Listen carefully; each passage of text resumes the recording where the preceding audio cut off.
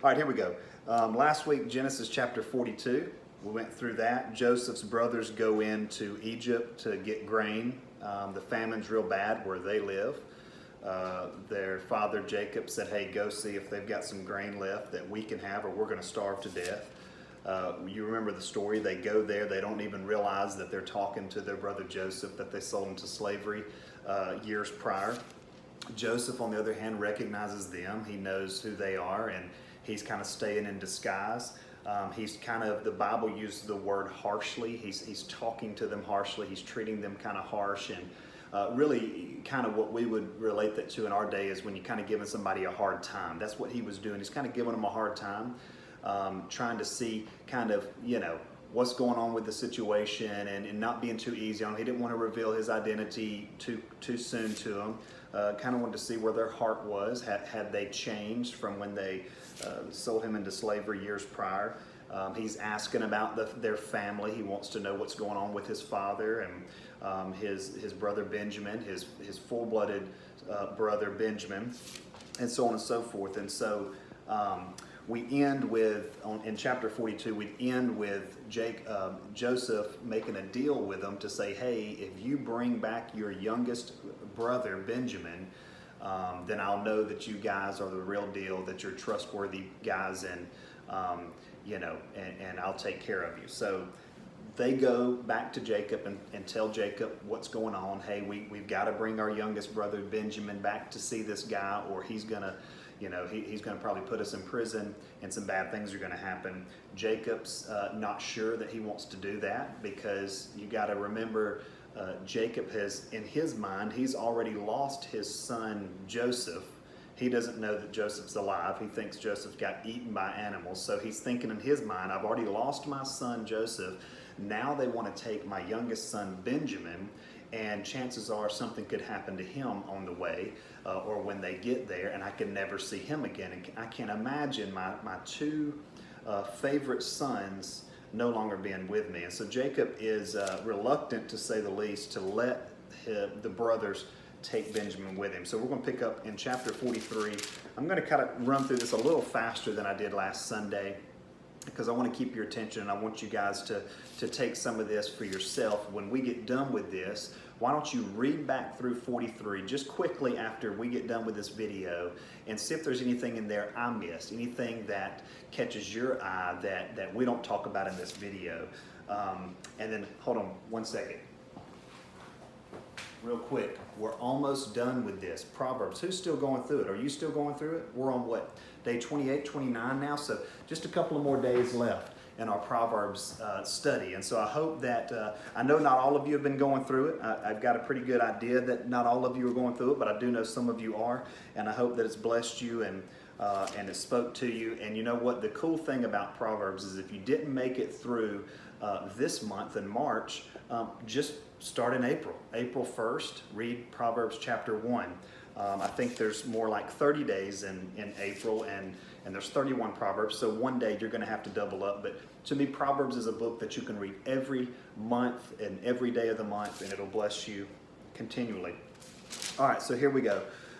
Chapter 43 of Genesis. I hope you're there. If you're not, pause this, grab your Bible, and open up to Genesis chapter 43, and then hit play when you get there. It says, but the famine continued to ravage the land of Canaan. When the grain they had brought from Egypt was almost gone, Jacob said to his sons, go back and buy us a little more food.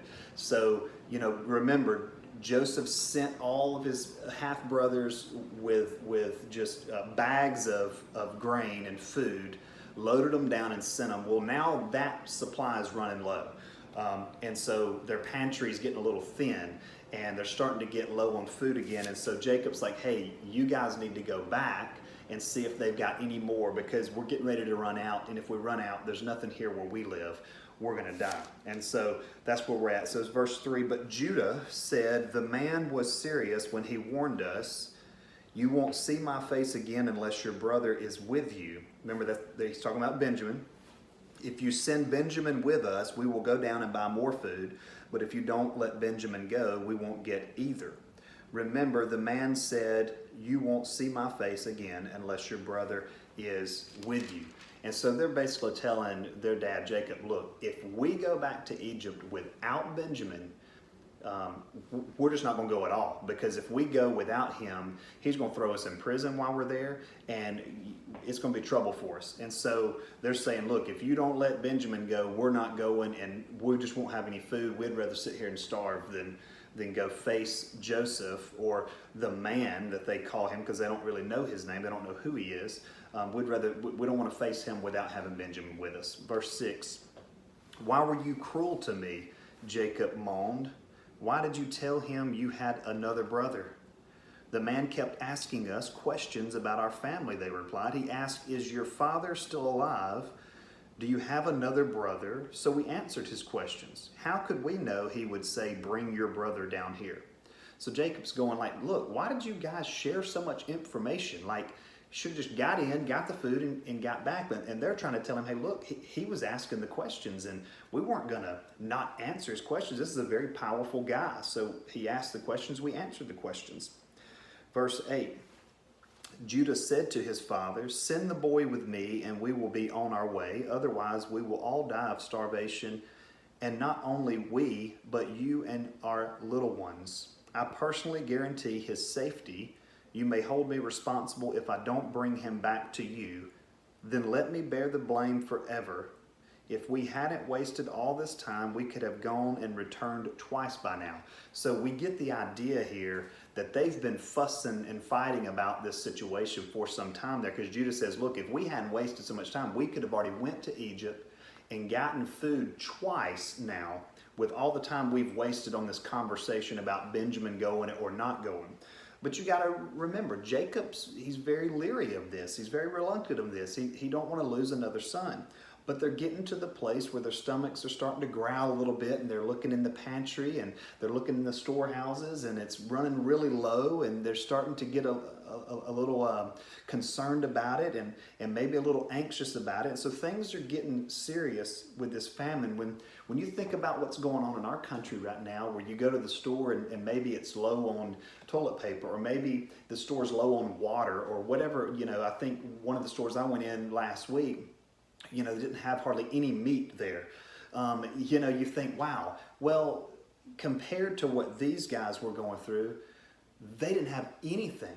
There was nothing. There wasn't a plant growing in the ground. There wasn't a single bit of food left on the land. Nothing. So when they ran out of those last few bags of grain that they had, it was over. They wouldn't eat nothing unless they want to pick up a handful of dirt and eat dirt, which has no nutritional value.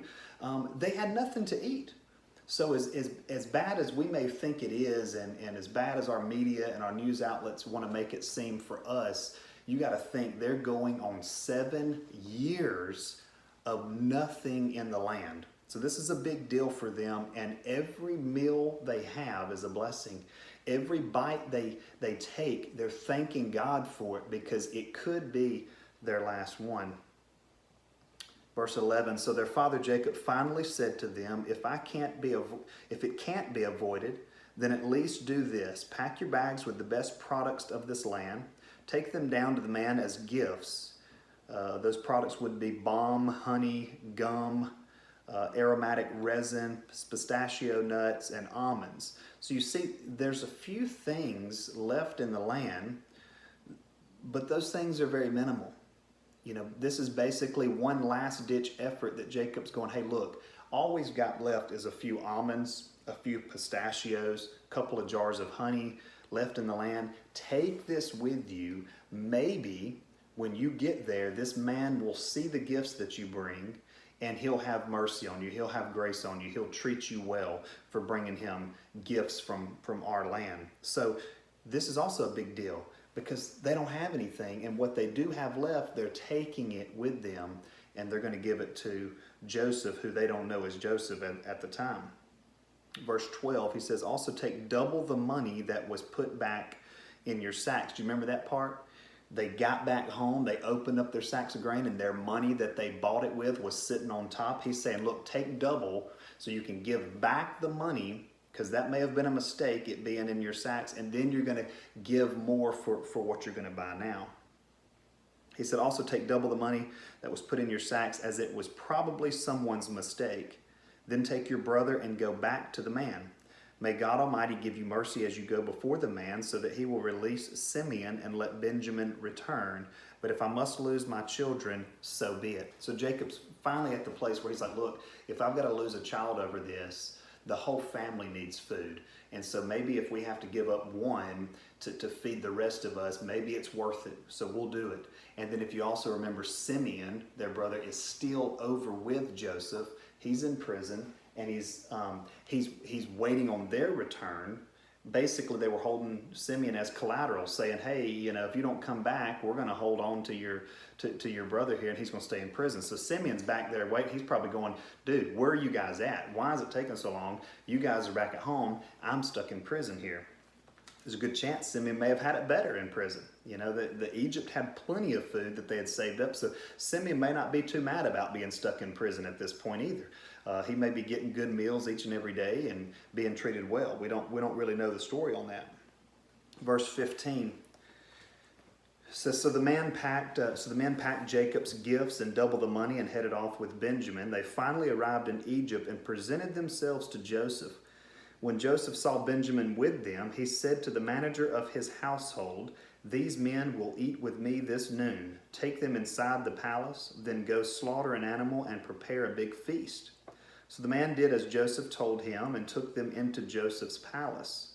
The brothers were terrified when they saw that they were being taken into Joseph's house. Now, we're not sure why. Maybe they thought, okay, he's bringing us, into his house to kill us. He's bringing us into his house to do something terrible to us, because you didn't just bring anybody into the palace. It'd be like if you tried to just walk into the White House today. You can't just walk into the White House. You got to have a pass. You got to pay for the tour. You got to know somebody. You got to have security with you to escort you in. You got to have some sort of tour guide that's with you. You don't just walk off the street and go open the front doors of the White House and go in. It's similar here. You didn't just go into the palace of Pharaoh. You didn't just walk into an official's or a powerful person's home, just to do it. You had to have a certain degree of clearance and be okayed by people. And so they're thinking, man, he's taking us in his house. Something bad's getting ready to happen. And it says, the brothers were terrified when they saw that they were being taken into Joseph's house. It was because of the money someone put in our sacks last time we were here. They think that they're being framed. Let's go on. It says, then he will he plans to pretend that we stole it. Then he will seize us, make us slaves, and take our donkeys. So they think that whole situation where people put their money back into the sacks of grain was this big conspiracy to set them up as if they had stole money from the people of Egypt. And so that's what they think is getting ready to happen, is they're going in. Joseph's going to say, hey, I know what you guys did. You stole money for that grain that you bought. You didn't pay for it. You took the money, and you're going to be our slaves here in Egypt from now on. That's at least what they think is going to happen. Verse 19, the brothers approached the manager of Joseph's household and spoke to him at the entrance to the palace. Sir, they said, we came to Egypt once before to buy food, but as we were returning home, we stopped for the night and opened our sacks. Then we discovered that each man's money, the exact amount paid, was in the top of his sack. Here it is. We have brought it back with us. We also have additional money to buy more food. We have no idea who put our money in our sacks. Verse 23, relax, don't be afraid. The household manager told them, your God, the God of your father, must have put this treasure into your sacks. I know I received your payment. Then he released Simeon and brought him out to them. So the manager, the guy that received their payment in the first place, he's saying, hey, look, I don't know what happened.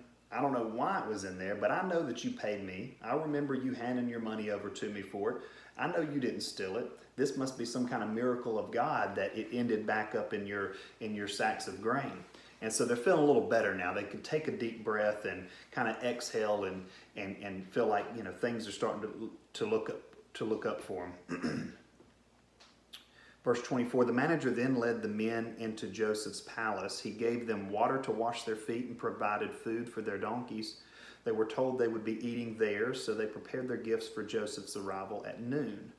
When Joseph came home, they gave him the gifts they had brought him, then bowed low to the ground before him.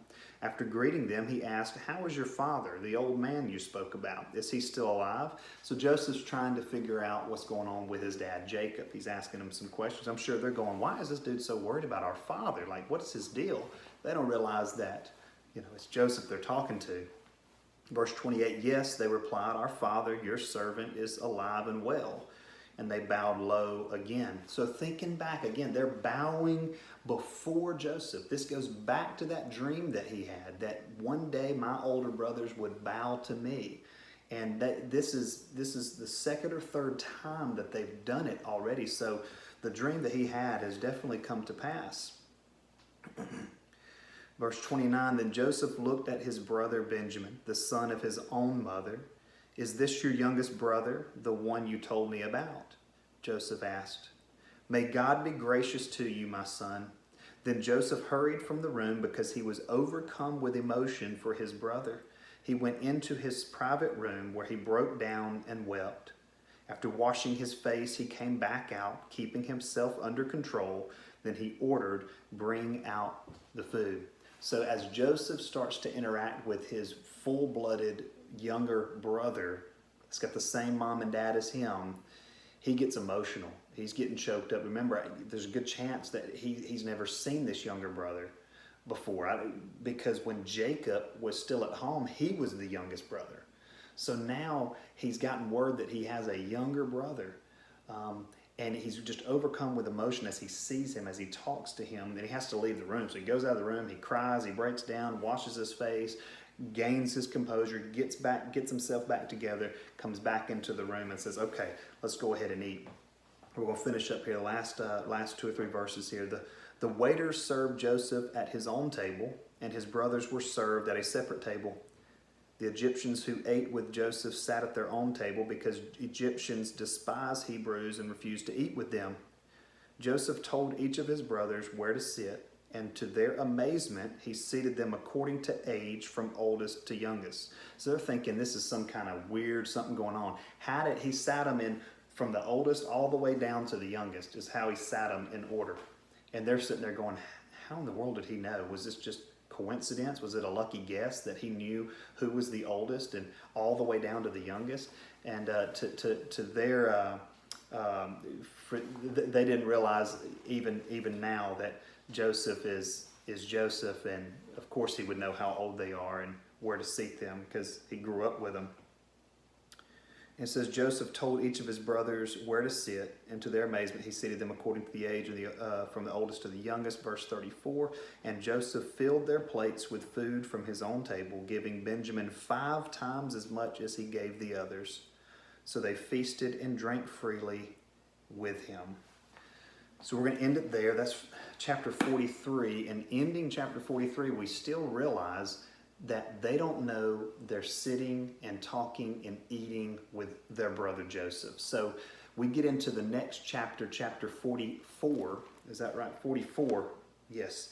And we're going to see that we're getting a little bit closer to if Joseph is going to reveal himself to his brothers and how that's going to happen. What is their response going to be?